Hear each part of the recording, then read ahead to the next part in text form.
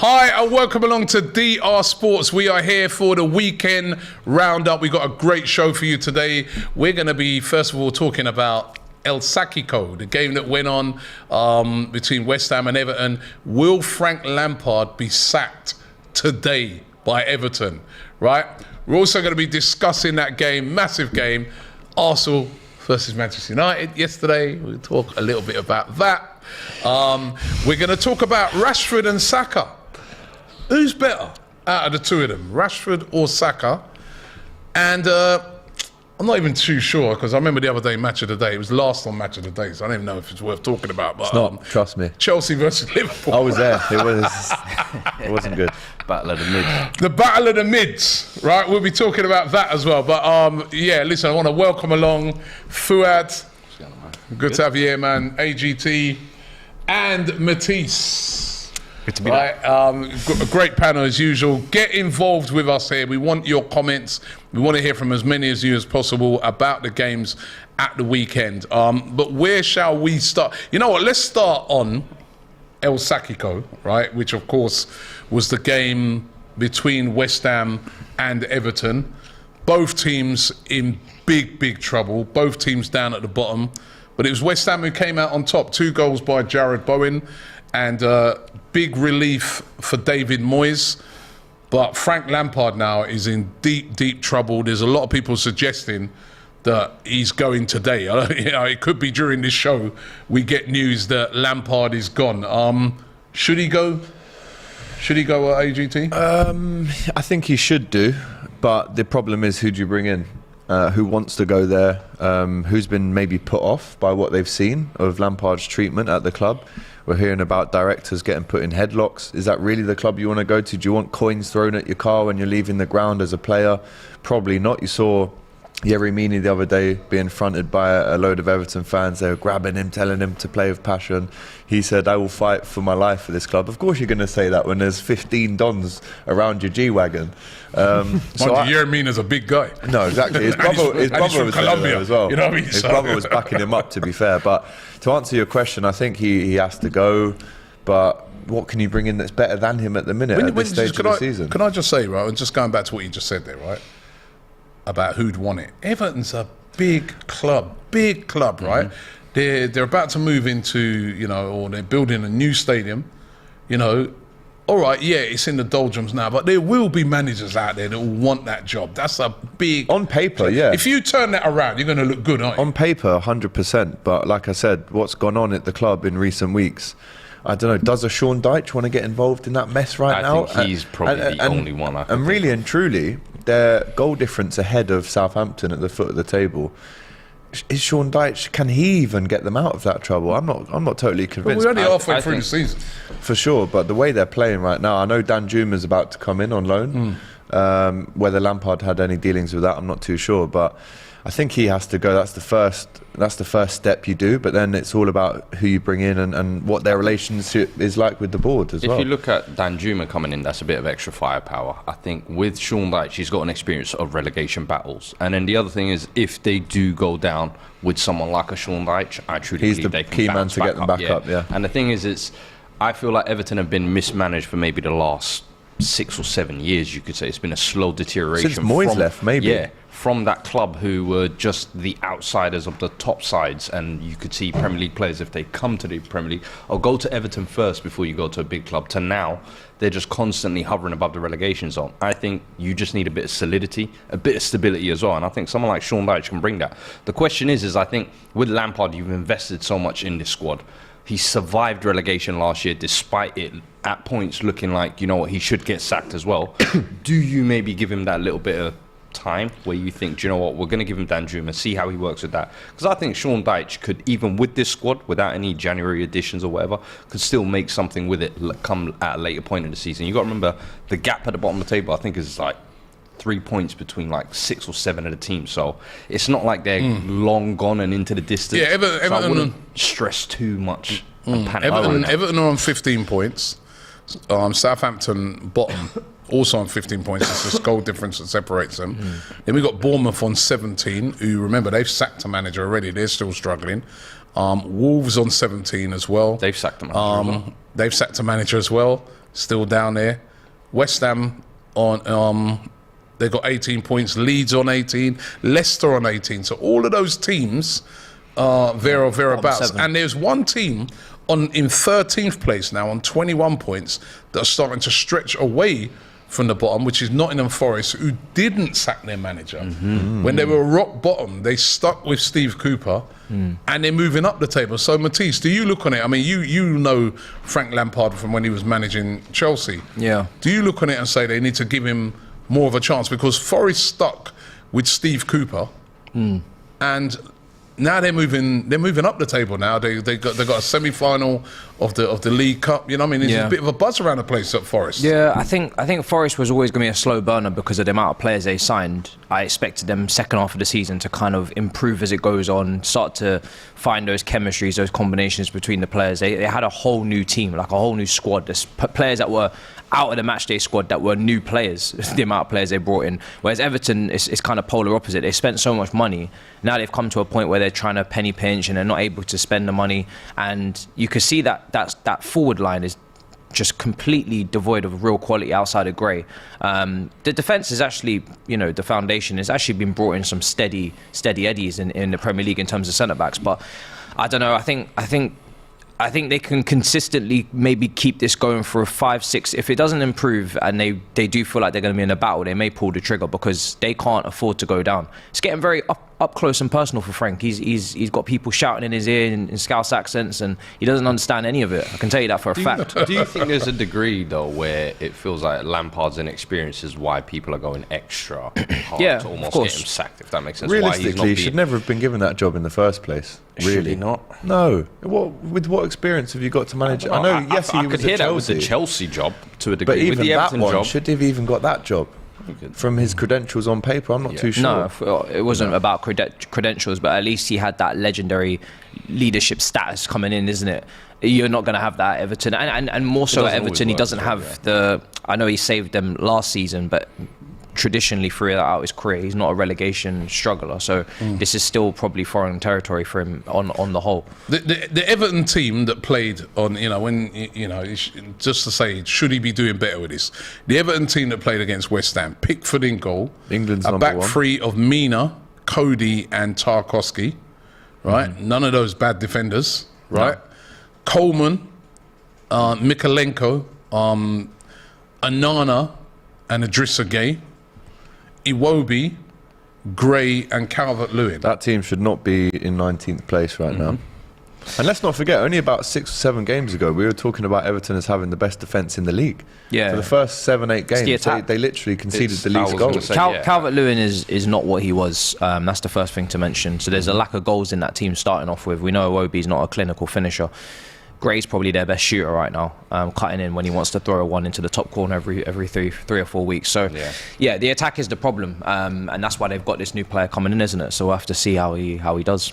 And they didn't really replace Richarlison, I feel like, since they sold him in the summer. And he was almost, I feel like, covering the goals that Calvert-Lewin was popping up with 2 years ago. But since his injuries, he really hasn't looked the same or really come back fully fit as well. And by the way, Anthony Gordon, right, they rejected a £60 million bid. Sitting on bench nowadays. Now he's on the bench. It's crazy, isn't it? What it's is crazy. that about? It is crazy what's going on Glad there. you missed that one. I appreciate it. Listen, Super Frankie Lampard, you know what I'm saying? He knows exactly what we need. On the other side, I will say, with West Ham, I do think David Moyes has just not really saved himself. No. He's just delayed the inevitable, in my opinion. You feel? Yeah, because the board is saying that they're 100% behind him.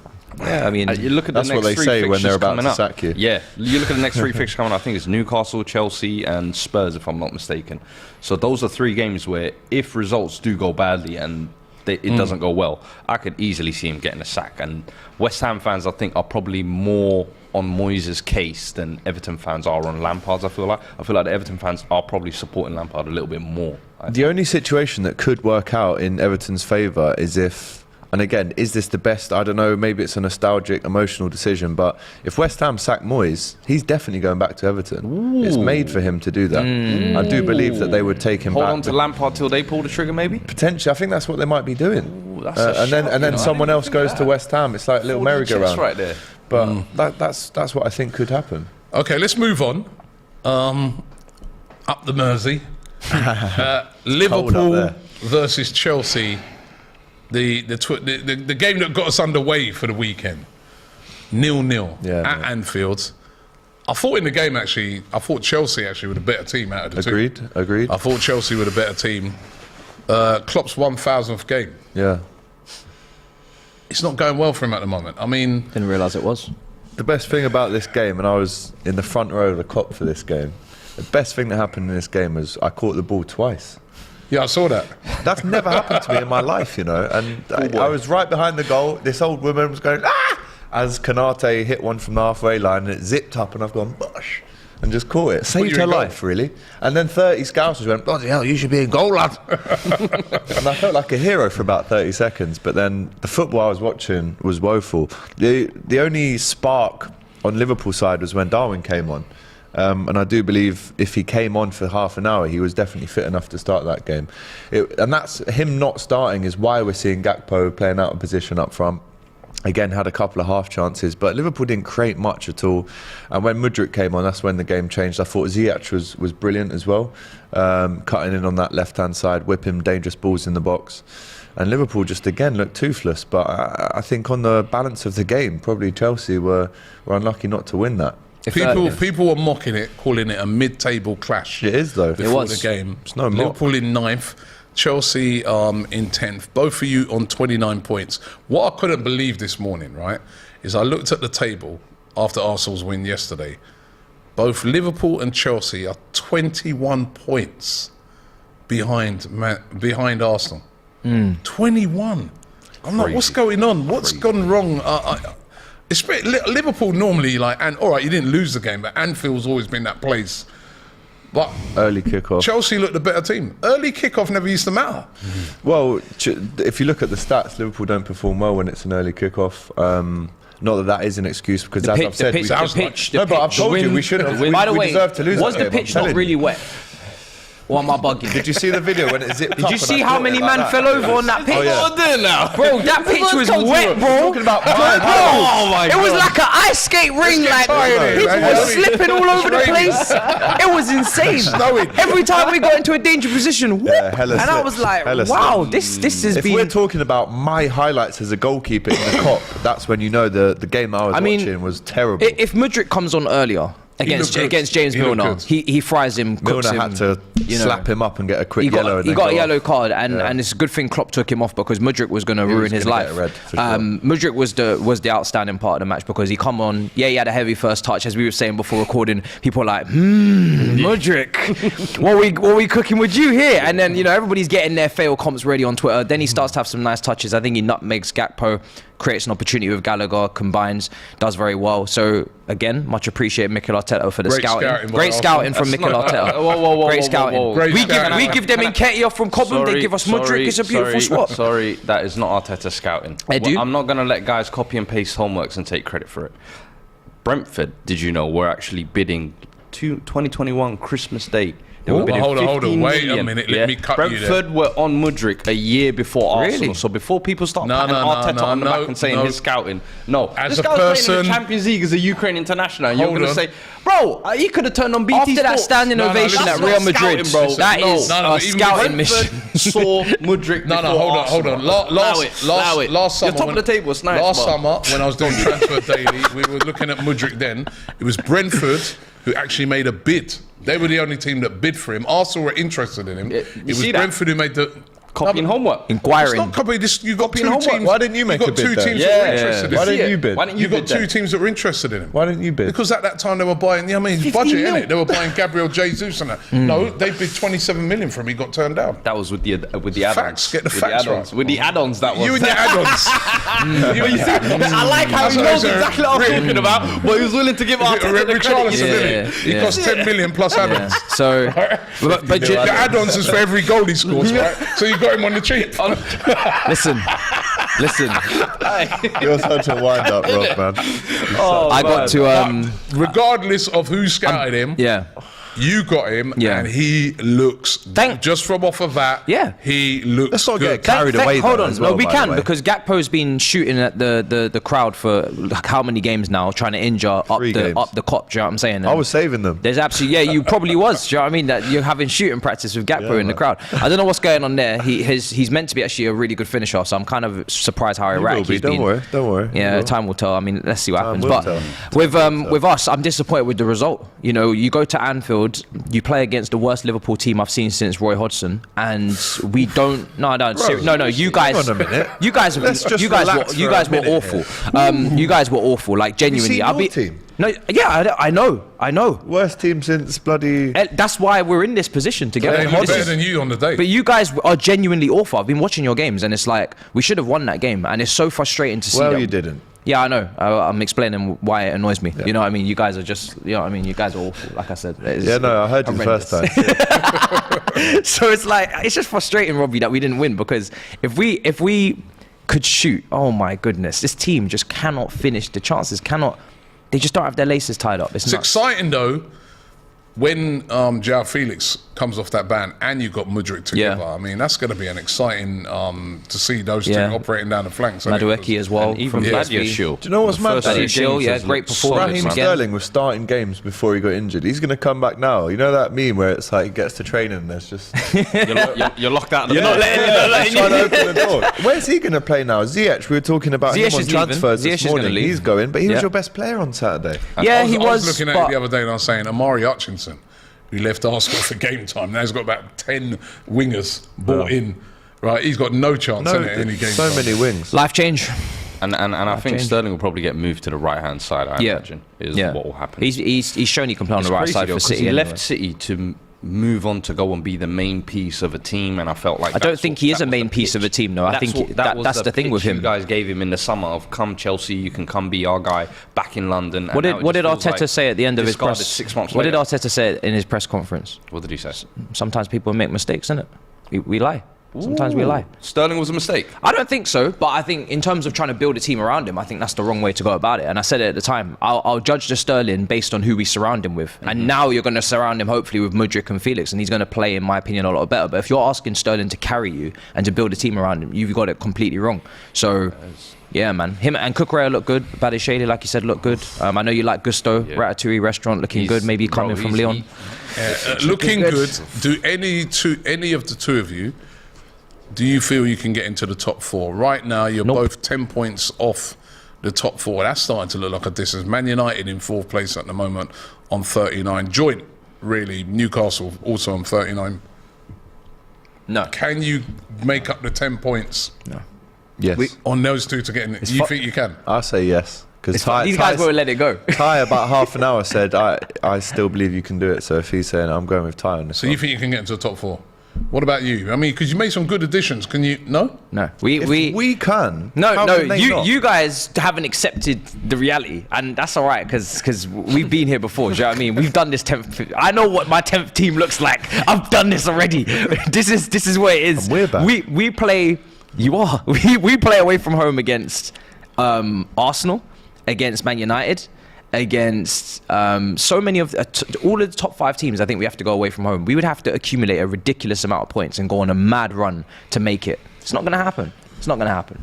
Well, we'll see. Listen, there's nearly 5,000 of you in the or viewing at the moment. So thank you very much for that. We've got 374 likes. Get that I want up. 1,000 likes, before we talk about the big game of the weekend, Arsenal versus Manchester United. When I get 1,000 likes, I'm going to touch on that. Don't worry, I've got all your Let's super get chats here. 1,500 likes, man. Push it up. We can get that. I'll take 1,000. 1,500, Janin man. says, Robbie, can you describe the taste of Matisse's tears? Right. we haven't even played them. All I know, right, is that he came in here very, very salty this morning, very miserable. You know what I mean? Like, I'm good. cheer up, man. I'm good. So You got Mudryk. Look Cheer at this up. fake smile now. Look. more than you can believe. Happy New Year. Happy New So I want 1,000 likes, right? I want 1,000 likes before we get to that game. But You know what? Just before we get to that game, I want to touch on a subject, and we'll talk about your game later on because you've got a game tonight.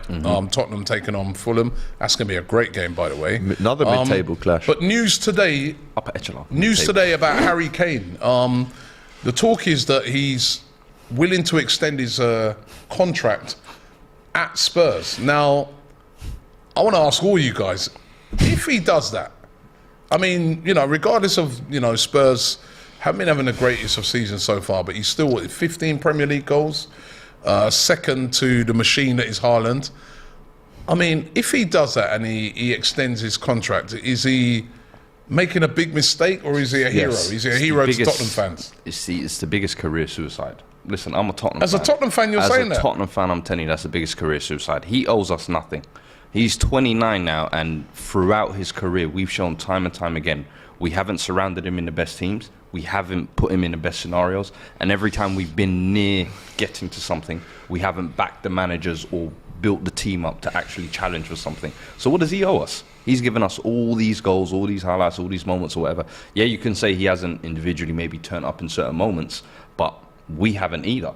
So, in my opinion, listen, this is almost an opportunity for you to walk away with your head held high. You wanted to leave last summer after a secret handshake. The club didn't let you. Fair enough. Now see out your contract and go and get yourself some medals, in my opinion. For me, I've said... You're saying that as a Tottenham fan? For a player of Harry Kane's ability, it would be a disaster to retire trophyless, in my opinion. There is no way, even if he does smash the individual goals record, has a World Cup golden boot, which not many English players have, the amount of golden boots he has in the Premier League, all of these individual things, but not to have any career medals, I think he owes that to himself. I'm looking above my club here, to be honest, and I'm looking at the situation we're in at the moment as well. Harula says Fuad is honest. Bro, and I'm looking at the situation at the club now. Why would you stick around in a situation where you know the manager's going to walk away? You've just seen Conte not be backed, Jose not be backed, Poch not be backed. You've seen Son fall off the face of the earth.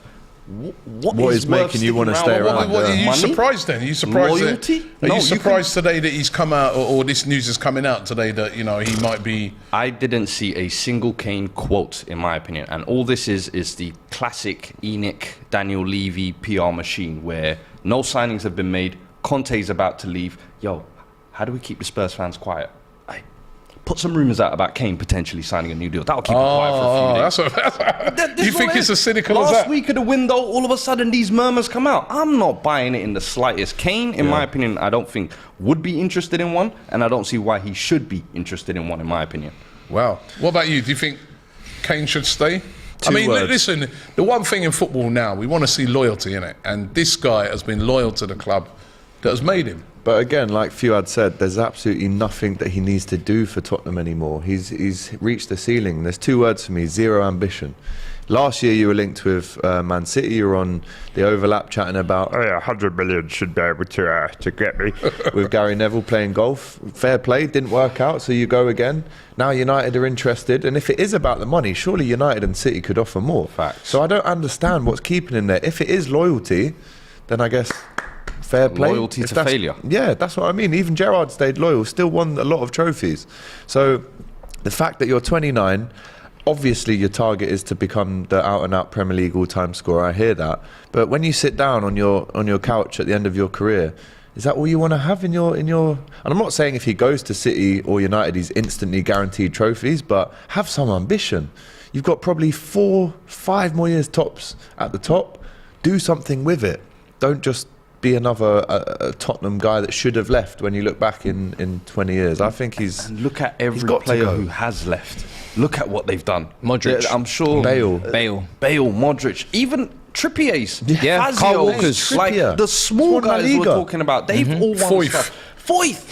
Listen, Aurier, like you name it. Aurier's playing good now, isn't he? Listen, at Villarreal, he's winning Europa Leagues. Yeah. So it's like, listen, everyone had their moments since they left. I feel like as the guy... For me, I've said, I don't think Spurs will ever, for the next 100, 200 years, ever produce a talent like Kane again. And it's a disaster that we've allowed this situation to get like this.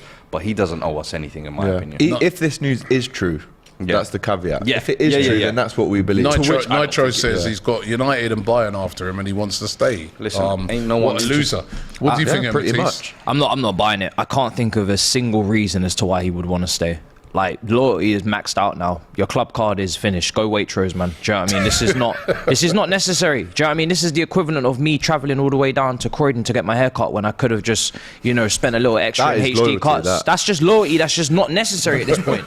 And then you get down there and it's closed as well. It's like, bro, you're spending the same money on the travel in this. Like, it's just not making sense. So for Harry Kane, like, you have to bridge that gap between being a great player and having a great career. There's two differences here, and at the moment he's just a great player, and he's going to be having a cap and a ceiling until we get to see him in these big moments. I don't even always like to jump on this whole Harry Kane can't do it in the big moments, because we haven't seen him in enough big moments. He has failed in the big moments so far, but it's very few moments that he's actually had. We're talking about a League Cup final, Champions League final, which he should never have even started. England is failure just period anyway. That's everybody. That's even the golden generation failed as well. Which is why when the world class debate came up with De Bruyne with Robbie, I was like, hey, listen, what are we calling Gerrard not world class? Lampard? Because none of them have done anything on the international stage, really. They haven't won anything. So it's like, for me, Harry Kane has got to leave that club.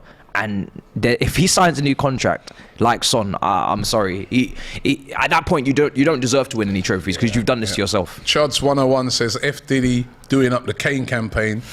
You should be telling him to do a Sol Campbell. Right? He says. Easy now. Eric says Tottenham is Harry's first love. He doesn't want to leave. Was Harry's first love, actually. If we're being really it was honest. his first love. But, Subject. Touchy Right. Hey, you're bringing up first. You want to love. start right?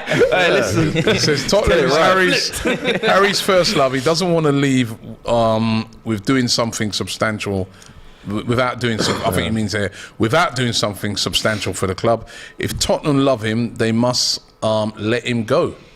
What Tottenham should refuse the contract? Like, Harry Kane's ready to sign, and Tottenham turn up and be like, no, you're not signing this. The contract is not even there. We're not going to offer you. I think it is a Daniel Levy ploy, though. It's the PR machine. Straight out the book. Guys are in the production. If we can get a poll up, I'd love to see a poll.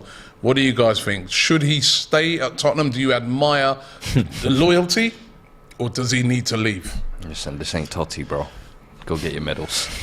Yeah, because look with Totti, he didn't really win.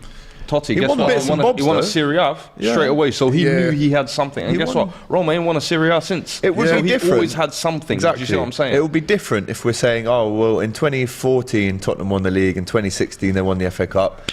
So I can deal with that. Yeah. I can live with that. But you've got nothing. Nothing. At least He's Tommy got had the Audi some... Cup, to be fair. No. And just well, on that, fair play to him, just man. on that, the Big up. situation.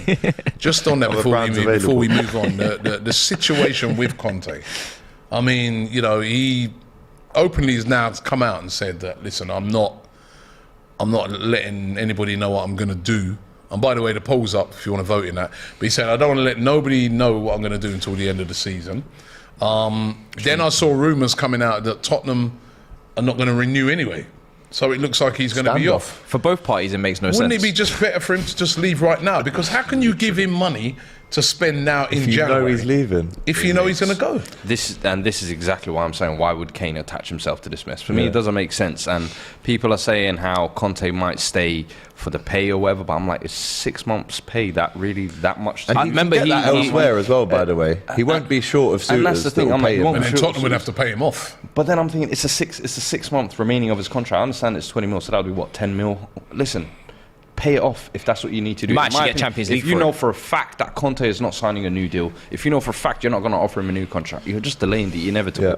Go Facts. and get that sorted. The problem is obviously you almost leave a vacuum of if he goes, who comes in type of thing. And that's the problem I've said with the reason why this Conte contract situation should have been long sorted out before the window, so that way you know clearly what's happening going into the window. Now you're in this situation, it's a complete mess. And I've said after the North London derby defeat, it's only downhill from now on for Spurs this season. And it's only going to get messier in my opinion. Eden says Totti won a league title and Coppa Italia and a World Cup. Don't you Facts. ever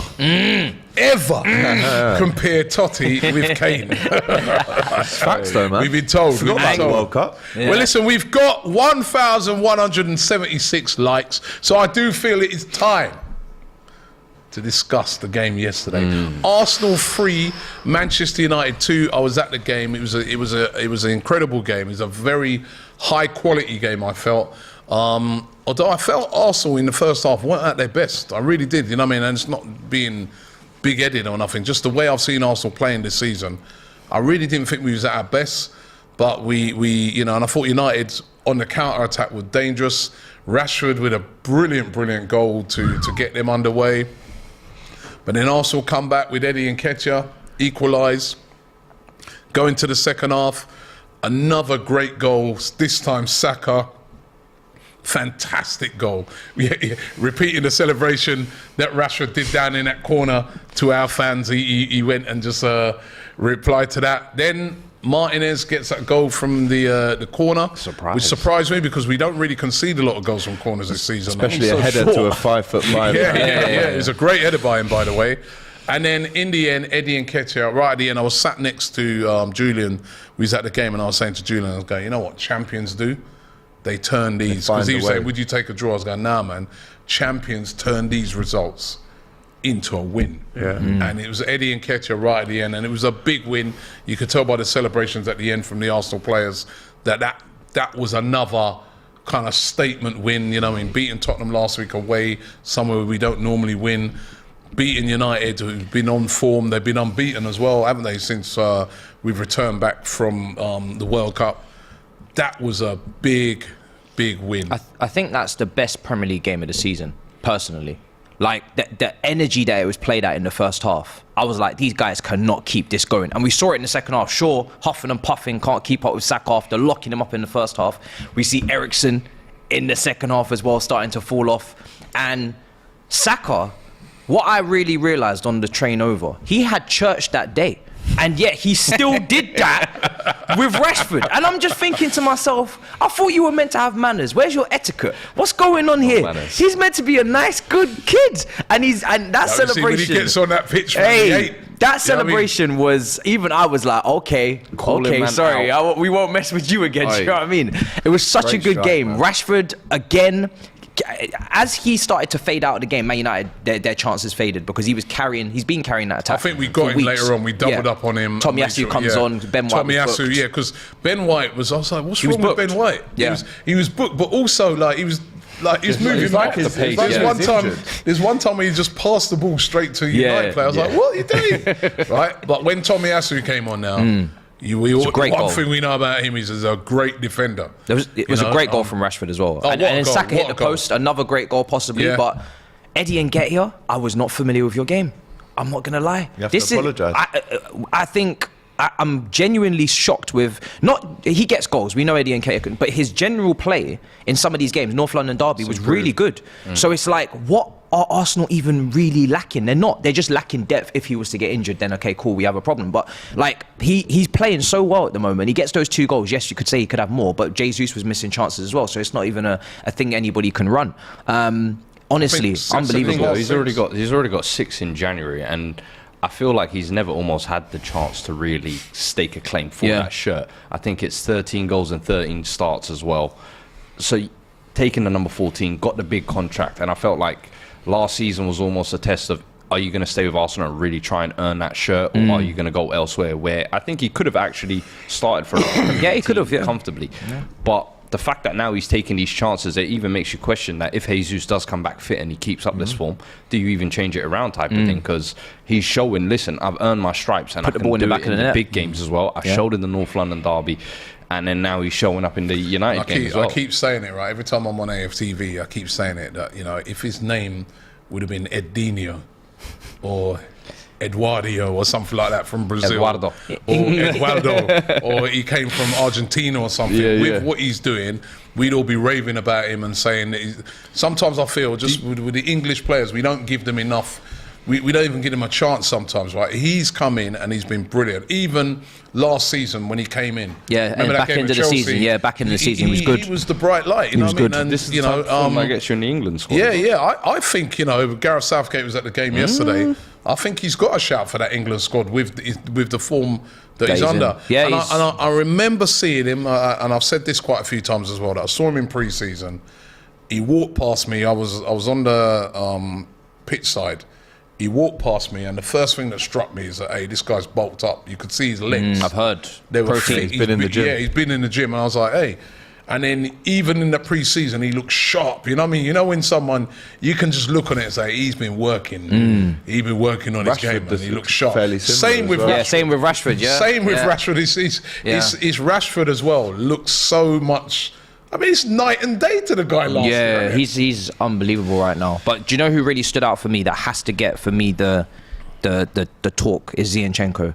This guy is so good. If Man City could turn back time, that's the player you don't let go. He is like, he's playing. He ain't playing left back. He playing cam. He plays where he wants. He playing midfield. He drifting off to the right. He drifting to the left. He going in the pockets. He goes with this, right? When I'm watching him play, and I'm like, yo, this brother goes where he wants. He's playing. He has a free role. He has a free role. He's playing like Mesut Ozil at left back. Yeah. And then he's playing the ball in between the lines. And I'm like, there wasn't even a gap there. The best thing for me about him that he's brought to Arsenal is I saw a quote from him after the game yesterday, and he said in the change room, he said to the lads, forget about third or fourth, let's go and win this title. That winning mentality, he's won 4 Premier Leagues. That winning mentality is the one thing that at the start of the season I said could get Arsenal from 5th to 4th. Now I'm talking about going from 5th to 1st, and it's people like him that are spreading the belief within the changing room. So you're talking about, wait, hold on. So you're talking about that now, yeah? So you haven't forgotten your 10 grand. Belgium.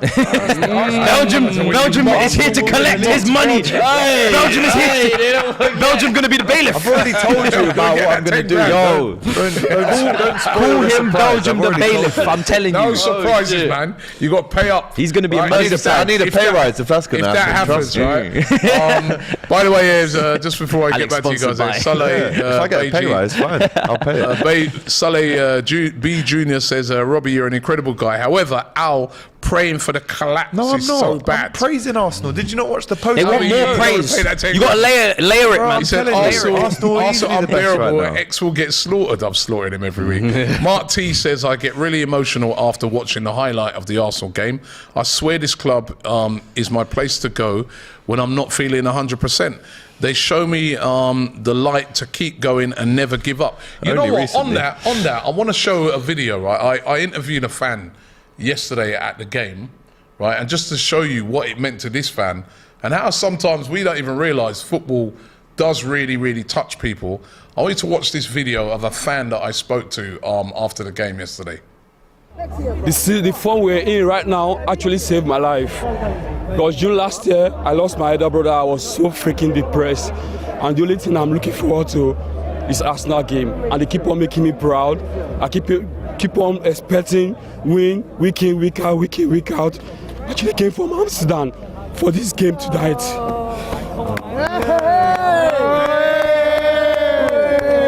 You be laughing, man. Come on, man. So good, man. Arsenal's in your blood. Laugh, man. Mikel Arteta, thank you. That was so emotional at that game. You see what it means to fans of their clubs. You know what I mean? Whether you're winning or losing, you know what I mean? But that was a really emotional nice, roller coaster of football, man. And one thing I will say is as well is I think this year that's different with Arsenal is I think Alex touched on there as well as the mentality.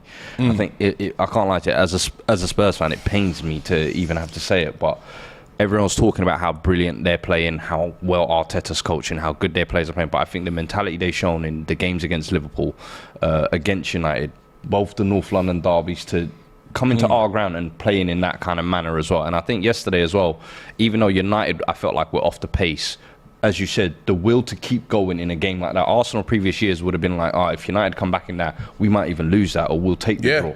Or we take the draw. But as you said, to go as champions, to push on that extra bit. And I think in the summer, I always say, like, when we watched that All or Nothing documentary, I think every Spurs fan was like, whoa, we got our jokes, and now it's time to get it back. And you were walked away from that like, nah, these lot might be serious this year. And because I thought it would be like top 4, but that extra mentality, and I think players like Zinchenko, like Jesus, where you've got winners actually coming into a dressing room, and I think they've learned from the experience of last year bottling that top 4, and in that moment where you felt like the inexperience of the squad caught up with them, this year they've almost learned from that and grown from that. Players like Saka now taking responsibility in games, grabbing it by the scruff of the neck and saying, you know what, now I'm going to be one of the leading lights in this team. So you got to give him credit for their mentality. Just going back to the game yesterday, right? Arsenal had 25 shots to Manchester United 6.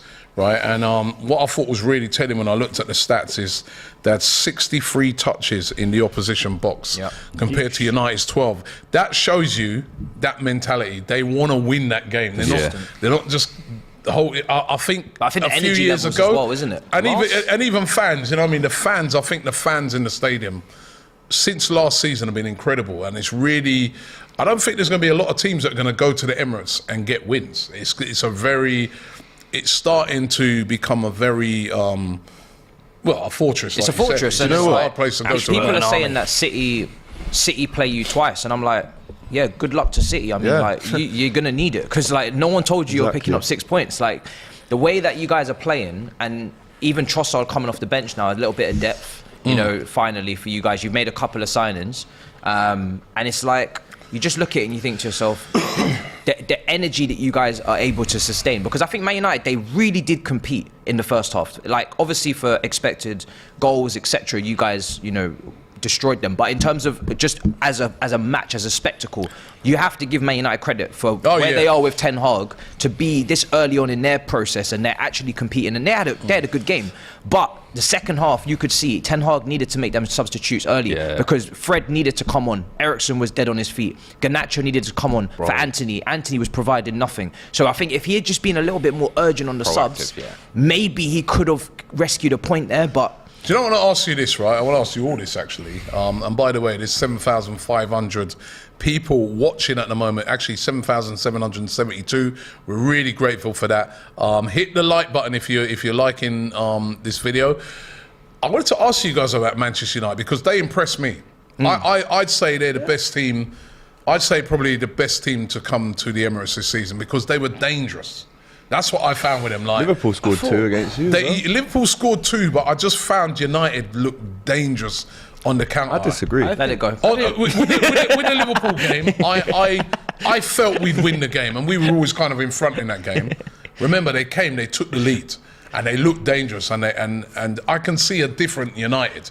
That looked like a different Apart United. from the even 2 goals, though. Even to the United, the United that beat us at Old Trafford wasn't as good as that United that we played yesterday. I agree, yeah. They look better, right? And I'd say, with United, do you look on it and you say, one more transfer window, this summer transfer window, Manchester United will be dangerous again. See, I don't see that. What if they get a Harry Kane in? You see, I think one or two United more windows. I agree. I think United and Arsenal are coming back, and yesterday was almost like the first example of what's like Liverpool versus City. That's what it was. Like Liverpool versus City. Yeah. This is literally the first episode, if you like, of a new season, and I just feel like with Ten Hag, they're definitely going to build something. But yesterday, I felt like it was one of the few games he was actually at fault, as Matisse was saying. I think there was a few things tactically. Midfield, they got completely drowned out. I think playing Eriksen the whole 90 minutes. No Casemiro. But to be fair, they were missing Casemiro. They were missing but that's Casemiro. why Fred Guess what, though? I'm not letting Casemiro get away with that. That was a stupid yellow to give. It was a very You stupid. dodged the party battle, so there's none of this. You were missing Casemiro. Casemiro ran away from the fight. So in my eyes, it was like the midfield they lost. And as you said, aside from the 2 goals, I don't think they offered anything. I agree. Bruno was completely MIA. Weghorst, I'm sorry, he was a hologram up top. Who was my man? What if they have Anthony? What if they have? Remember, I like them, but Look how bad their transfer record has been, though. Given them more windows, it could be even worse. Anthony's their first season. I think there's a step forward in the transfer window. Right, Casemiro's been a good buy. We know Weghorst is just in there for the time being. Sancho. What if Eriksen's been a good buy? Malasia's been what right. if they bring in a Harry Kane and a couple of other you can see with Ten Hag, as a coach, you have to say it's a different gravy under him than when it was, say, Ollie and these type of guys, isn't it? As a coach, you have to say Ten Hag is a serious coach. You can't look at his resume and what he's done for that Ajax team, and that Ajax team is not top of the Eredivisie at the moment as well, and they didn't qualify from their Champions League group. So don't just think it's a given that Ajax just dominate, because it doesn't work like that. You have to look at Manchester United with Ten Hag, a serious manager. And yes, you could say the recruitment is a little bit sketchy with Anthony. But for me, I wouldn't just say Anthony's a write-off. Like, give him some time. This is his first season. I think at the moment he is very predictable. He's only using his left foot. Someone tell him he's got a right for sure. But listen, it's not over. So yeah, I think they're definitely on the up for sure. Definitely on the up. Let me read a couple of comments. By the way, on the poll, 84% are saying that Harry Kane should leave and Only get a eight- only trophy. 84? 84% are saying that he should leave and get a trophy. I want to get another poll up as well. Do you think Manchester United are back? That's what I want to find out. Are they back? Right? It's mixed here. Ten Hag is the truth, man. Probably too early to Travelli say they're says, back. nah, yesterday, mind you, he says, nah, he goes, yesterday was a harder game than the Liverpool game. AGT, you're coming under attack. Yeah, of course it is. Big Mo says, Tried to save AGT's just salty. Emmanuel says, AG, pipe down. Nobody's talking about Don't forget the T, irrelevant though. Liverpool Yeah, big no up more. yourself. COYG says, Manchester United are getting better. Renzo, though, says, I disagree with you, Robbie, on Man United being back. Rico says, get this Liverpool fan off.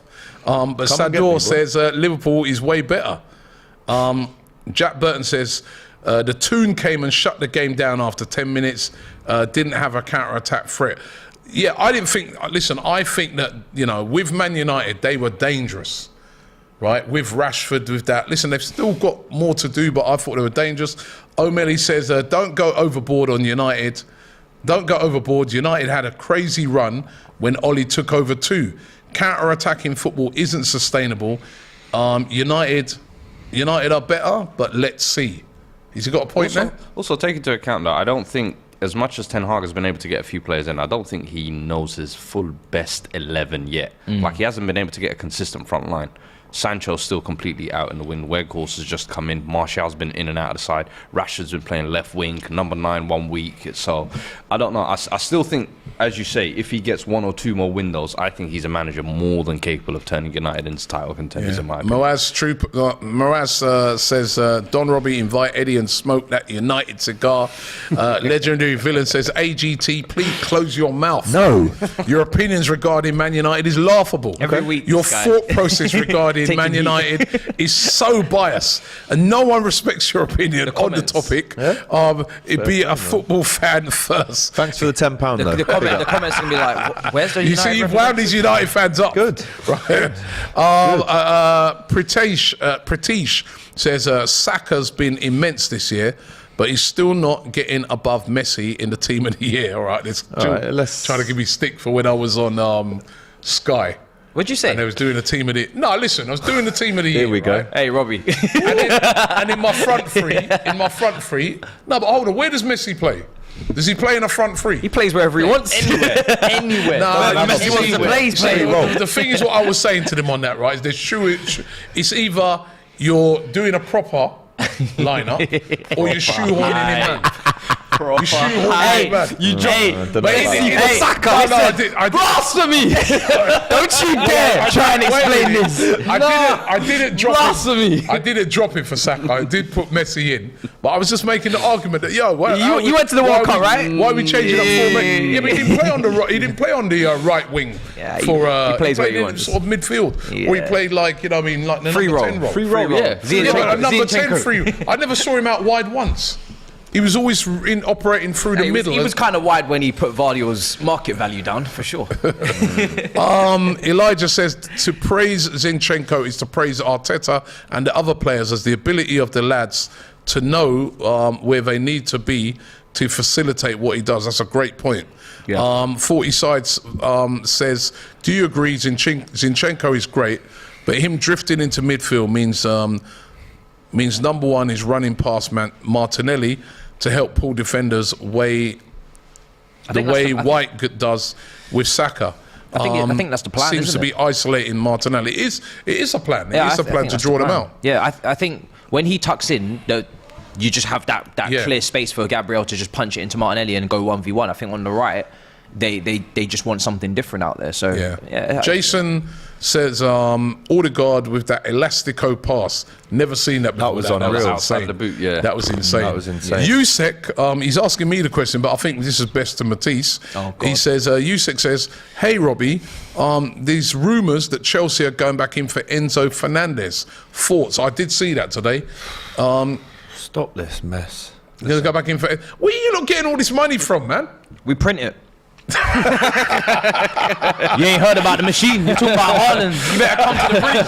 We got ourselves a little machine ourselves. You know what I mean? So yeah. Anthony 1993 says, imagine Mudryk when he saw Zinchenko's roar at the end. Sulla says, Mr. Shorty, the Man United fans ain't quiet. It's not our fault. The rest of is bottling it versus Arsenal. If you all win the title, it's unbearable. I've been hearing this thing that like everybody just dropped off, so that's why Arsenal are doing well. Come on, Arsenal are doing brilliantly. Make this one season. point about Arsenal before we move on. There's shades of what I'm seeing that happened at Liverpool in 1920 with Arsenal in terms of the Holy Trinity are all connected. And when I say that, I mean that the manager, the playing staff, and the fans are singing directly off the same hymn sheet. Yeah. That hasn't happened at Arsenal. If you look back across the years, it hasn't happened. That's what makes you win leagues. Yeah. And that is what I am seeing at Arsenal right now. Listen, there's also, I pointed out to someone the other day, right? You can get the manager in and he's done a brilliant job, right? But it's also the personnel. That's it. You go and look at a team sheet from 3 seasons ago at Arsenal with Bellerin, night and day, and Mustafi and these type of players, and compare them to like what we got now. Yeah. It's night and day to Saliba, David Luiz, you know. Aubameyang. So Shorty AFC says Man United fans humble after the match despite all the nonsense they talked before the match, not having it. If they won, they would not have been quiet. Jason says theoretically, assuming Mudryk is better than Trossard, was it still a better move to get Trossard and address the additional areas with the 100 million? Because Arsenal have bought in a couple of Kiwior and Fresnel. And they are looking at a defensive midfielder as well in this transfer. Bring back Guendouzi. Considering the age range of Martinelli and Trossard, it makes more sense, right? You got a young player and an older player competing for this similar position. Trossard also looks like he can play across the front line. I think for now, it's a stopgap. For now, Trossard is a better signing for Arsenal because, even though, to be fair, when Mudryk came in, he looked like he's hit the ground running on that first game. Yeah. But you don't know with a young player. I mean, we were just saying Anthony, you know, I do think Anthony will get better, but at the moment, you're looking and you're thinking 80 million. You know, I think in Arsenal, in the situation they're in, which they probably didn't expect to be in that situation, go and get someone who can help you right now, who's used to the Premier League, who knows all the grounds, who knows all the players he's going to be coming up against. And he could play up front if he had to, I think. And he could play up, So Martinelli still do that. He was the difference, really, between Arsenal winning yesterday. When he came on, so they bring on Fred for Anthony, should have brought on Garnacho for Anthony, and you bring on Trossard. And he stretched the game, and ultimately he gives the pass to Zinchenko, who crosses the ball and you score. So Trossard was the difference yesterday. Yep. Emre says 2, 3, or 4, or even better 6 from both City games, and we win the league. We have to stay strong against City. The energy from the games will run to the end. We're going to talk about City in a minute, by the way. Prem Reddy says, Robbie, I have a strange feeling if we won the league, Jude Bellingham would sign for us. Perfect for our midfield replacement for the future. I don't know about Bellingham. I think the Declan Rice thing. I was going to say never know. Declan Rice makes sense. Man. Yeah, you know. That's your Xhaka party. Would Jude sources close to him say he prefers Arsenal to Chelsea as well? I heard similar. Jude Bellingham. Me and you have the same sources. Would Jude Bellingham still go to Liverpool if they're not in the Champions League? Yes, and I'll tell you why. No. Yes. If we didn't have the Champions League, obviously financially it's a big implication, but I'm going to use your team as an example. Have Arsenal still signed big players without Champions League football? Not as big as that. No, but yes or no?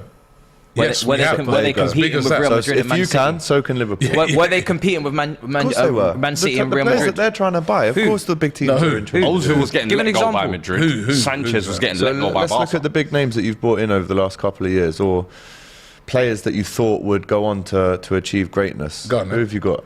Who have you brought in? No, you tell us. Because your story, your maths I'm running the calculations. It's not making sense. The point that I'm making is, would Jude Bellingham still be tempted to come to Liverpool without Champions League football? Yes.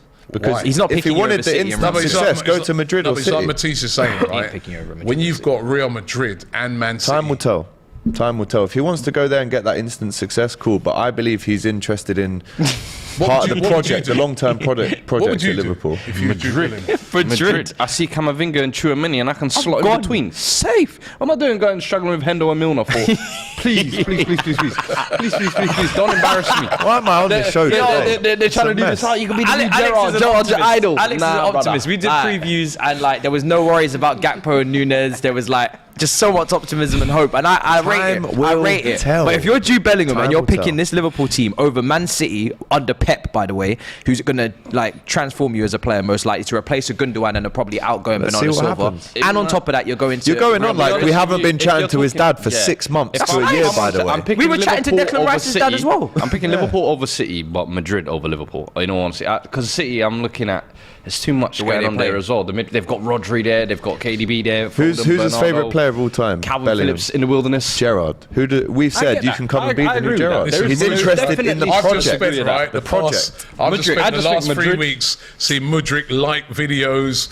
Put things. Yeah, that was desperation. That was horrible. That wanted to come to Arsenal, and he ended up at Chelsea. Yeah. It doesn't. Listen, there's a lot of things. Not just money. Of course it is. It's not just money that comes into it. That's a great point. Tell me it is money because let's be real. Of course it is money. If you guys had paid the same as we paid for Mudryk, and could have Mudryk got was it, you would have got him, right? So, but you guys are the ones that actually don't have a lot of money right now, right? Real Madrid are due a Galactico. So where are you going to get the money from to pay for Bellingham? Don't worry, man. Don't worry. Listen, time will tell. Hey, they're gonna rob a bank. They're gonna rob a bank. I'm telling you. I know Man City. I know Man City got their money. Charter on the Standard Charter indeed. Yeah.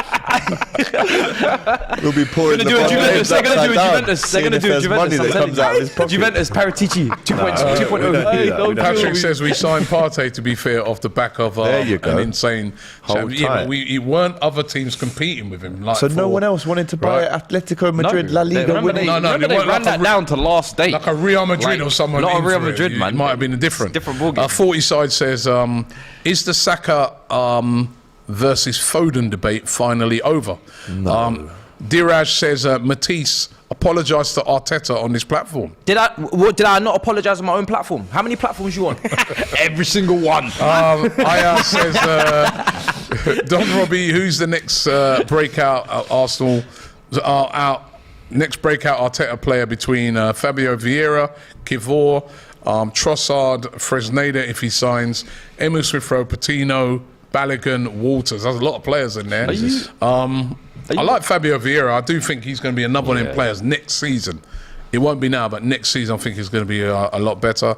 Hey, Trossard's Brightons. Don't try that one. Their man in the comments said AS says their man in the comments says AGBTQ. What the hell? That's the new nickname apparently. A legendary villain says AGT Logic, ladies and gentlemen. Big up to this guy. He's clearly a hater, but he's sending money, so keep it coming. Keep it coming. I'm lining your pockets, by the way. They're on you, man. They're on you. This is for Belgium. This is go fund me soon. Trust me. We got 2,000. We got over 2,000 likes. We got nearly 9,000 people watching this stream. I'm really, really grateful to you guys. Let's talk about Haaland. Let's talk about Manchester City. Horrible hat-trick. Because, not horrible. This guy's insane, man. 25 goals now this season. 30 goals in all comps. Yeah. He is now already what the golden boot that was last year, which Son got. Yeah. Was 23. Yeah. And he's got 25 halfway through. He's breaking a record. It's ridiculous. Breaking a record breaking easy. a winger's record, yeah. Of course, the only thing I would say is the goals, when you see the highlight reel of them. And they're so reliant. They're so reliant on De Bruyne whipping it in. I get it. No. He needs to get a life. Bro, get a job. I'll be honest. Get a I've not got any hobbies. Listen, I saw the hat-trick yesterday, and I was just like, nice. So every goal's got to be a banger. Everyone's got not every, but give us some range. You know the first couple. Give us a selection. You know the first week or two. You eat this. Hold on, Robbie. Wait a minute. If you eat the same thing every day, you get sick of it, man. So, what you actually? Are you actually really now hating Quality on of goals, man. Quality of goals Quality of goals matters. Yeah. First week or two, yeah, he sold me a dream as well. Because first week or two when he was playing Brighton Palace, I saw him pinning down centre backs. I saw him doing volleys from here. I thought, yo, we might have Zlatan 2.0. Yeah. Now I'm seeing 4-yard tap-ins and hey, square me. Come on, man. Where's that physical demon? Where's the long who's gonna shots? take the Premier League by storm? I'm like, listen, if you're gonna break the record, do it in style. We know he's gonna do it. Now just show off. Give me some flair. 25 already. January's barely done. So you're saying 25 tap-ins? Come on, man. I'm not saying tap-ins, but I'm just saying let's step the quality up. Yeah, a little bit. man. Is anybody have so some far fun here. when they've seen these goals, when they see the highlight reel, and they see how many goal of the season contenders does he have? Well, Quincy Wagstaff says in the comments that Matisse wishes Chelsea had scored 25 goals all season. Right, the whole team, because I don't think you scored that many goals, have you? Can I check? I'm sure it's 21. I think it's 21. Hey, let me check. I can't lie. 21 goals all Look at the season. table. Goals for Premier League table. You can Yeah. see. Hey, if Matisse is doing all that talking, I'm leaving 21 it. goals. 21 goals this season. Hold that. Yeah, before Hey, you he did scored more than your disrespect. whole team. Hold that one, Matisse. I'm getting slated today. Your opinion is invalid. 21. Don't worry about selection. Efficiency. Don't kill me. Wow, man. So I can't believe you lot are still Listen, dissing him. move I'm on, not man. dissing him. I swear to you, generational talent. We can't, generational goal scorer. But all I'm saying is just give us a little bit more. Because City have lost their juice in how they play. And that's partly, obviously, because he's come into it. And I'm not saying that he's taken away from it. City are now just evolving into the Haaland machine, if you like. But if we're going to evolve into that, at least give us something to enjoy. I'm watching City games. They used to be the most entertaining team. And now it's like Arsenal unanimous. And it's like, are you just going to let Arsenal come and snatch your chain like this? Come on, man. Come on, man. Go get your shit. They're taking the title. They're taking two play. players, the assistant, and now taking style of play. Listen. They've taken your whole shtick and leveled it up. It's like You're gonna have that. I wouldn't. Office USA. I wouldn't. Listen. But it's another big win for them yesterday, and now they're 5 points behind Arsenal. Arsenal do have a game in hand over them, but can they chase Arsenal down? I mean, we've seen them do it over the years. Yeah, of course they can. Yeah? Yeah, of course they can. If there's any team that can do it, it is them. Of course it is. There's something about them this year where I don't know if they can. They don't convince me as much as last year. Like, I don't look at City and there's that fear factor. I think what it is we have the inevitability of you can never rule out Pep, you can never rule out City. But that's kind of almost what we're clinging on to. I don't know if Arsenal, I feel like if they can win one of the two fixtures against City, there's no chance they catch them, in my opinion. I think this is literally Arsenal's to lose, and City have almost left them a little bit too much to do, in my opinion. People will say, yeah, City win those 2 games, the gap and pressure's on, but I don't know if City can do those stretches of runs anymore. I'm looking at their standout players like KDB, Foden, Bernardo, Cancelo. They all look a mile off this year, and if Haaland essentially isn't scoring the goals, where are they coming from? So it's, I don't know, it's a little bit up in the air with City. I don't think they expected losing Sterling, Zinchenko and Jesus to have as much impact on their depth as well. So I don't know. It depends on how they react to Pep's quotes. Yeah. Because there's some players in that dressing room like Bernardo Silva are itching to get out, and you know Phillips, there's been some criticism for his fitness. So it all depends on how the players and the fans, whether they rise up to the challenge. Because when City are turning the style on against Tottenham in the first 5, 6, 7, 8 minutes in that second half midweek, and when City against Wolves there just put them to the sword second half, City are still a threat, a serious threat. They have that. But the issue with City is that it's not consistent throughout the match. There's a lot of times I'm watching City in a match and I'm thinking, Do you think their defence is as good as it used to be as well? nah. Definitely not. Nah, it's not. They haven't got a consistent pairing in there. Every week it's Aki or Akanji, Stones or Laporte or Akanji. Like it's Rico a mix Lewis and match comes in, every week. yeah. Yeah, Rico Lewis comes in at right Cancelo. back. Cancelo's been a mile off, and if you haven't got, that's one area of the pitch I feel like you really can't mix and match. In my opinion, it has to be the most consistent. And Ruben Diaz, I feel like since he's come in, has been like a rock they can really build upon. Injured. He's been out injured this year, Yeah. and they've missed that kind of leadership, I feel like, at the back to just pull it all together. Yep. Martin Rosario with a super chat. He says Haaland has more goals than Chelsea have points. Not quite, actually. Chelsea got 29 points. Right. He's got 30 goals in all comps. though. Oh, 30 goals in all comps he has. Yeah. Oh my By the way, god, big man. up to this guy with the super chat. Proving the point.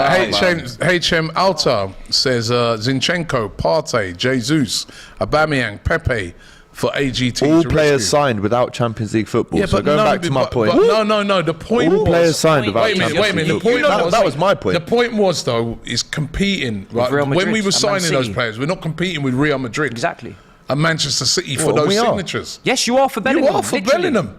For He's Bellingham. trying to say he's not. What do you think this is about? And Do you think he's there'll gonna get probably be Bellingham more just like teams that? in there as well. Like, but Bellingham Anyway, is. move on, I man. wouldn't even be I got surprised a if train even to a get Man to United Liverpool. try and jump in that as well. Trying to get the AGT last lost it, bro. off-peak train. Krishna says, just wondering if you guys think this is a fluke season and from 2023-24, the league will be a two-horse race between City and Newcastle. No. I don't think so. I think now there's going to be more teams involved in it now. I think that could be a permanent top 4 though. Hassan says, what do you think of Chelsea going back in for... Oh, I've done that one.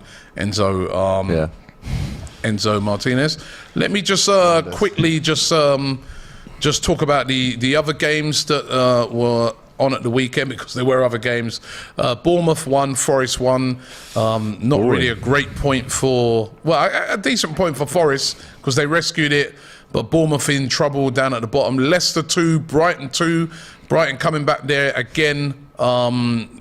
You know, they would have hoped for 3 points, but decent point, I guess, for Leicester, because Brighton have been on form. Southampton, they've been on a good run, but they lost to Villa at home. Southampton actually played all right in the game, but Villa with the win there. Crystal Palace 0, Newcastle 0. Disappointing for Newcastle. 3-0 was out of 4 for Newcastle. Yeah, by the way. Newcastle, great at keeping clean sheets, but not scoring enough goals at the moment. And another 0-0 draw. Leeds and Brentford 0-0 as well. And of course, the game tonight is Fulham versus Tottenham. Big Away as game. well. Big London derby. What are you thinking? Well, we should win, but looking at the state of the club, to be honest, I can't really see one. Fulham at home as well. I think Fulham have been low-key the surprise team of the year this year, just going under the radar. They're just outside the European spot. So this might be one of those games where they just slap us kind of at home, and it's like, oh, look how bad things are at Spurs and look how good things are at Fulham type of game. That kind of really highlights it, to be fair.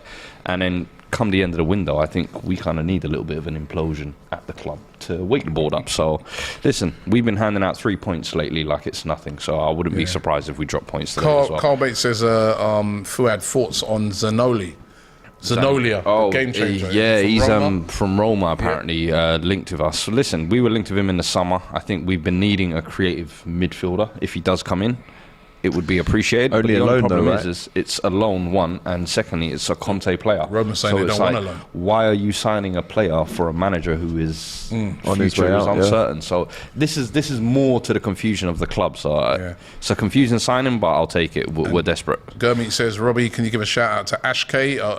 Big up to Ash K. Listen, we've come to the end of the show today. It's been an epic one. Lots of games to run through. What are you laughing for? No, it's just been a difficult show for me, Rob. If I'm honest. It's, A difficult show for you every week. yourself, mate. 21 goals over here. But listen, I want to thank first of all you guys. You know what I mean? Really, really brilliant audience. Thanks for all your interactions. Thank you, Fuad. Thank you to AGT and Big up, also man. to Matisse. Of course. And of course, we're here every Monday after the weekend's games. So make sure you check us out. Check out the Saturday football show as well. Brilliant. You know, AGT leads off on that one. He's not as miserable then because, you know, they haven't actually When Liverpool play, they haven't actually kicked off yet. And also, I want to wish you a happy birthday for last week. Thank you, bro. Appreciate it, man. Happy birthday. Big up. Hey, Happy birthday to It's actually my favourite. Happy birthday to you. Happy birthday! Happy birthday! Happy birthday to you. Thank you, bro. Appreciate it. birthday, All right, Alex. blow out the candles then. Two Make a wish. wishes, yeah? Make a wish. What's one? Bellingham and... Europa League football. Big up. We can make chumps. Thanks for watching the show. Not anymore. We'll be back next week. Don't forget to subscribe here. Subscribe here to DR Sports. See you next week.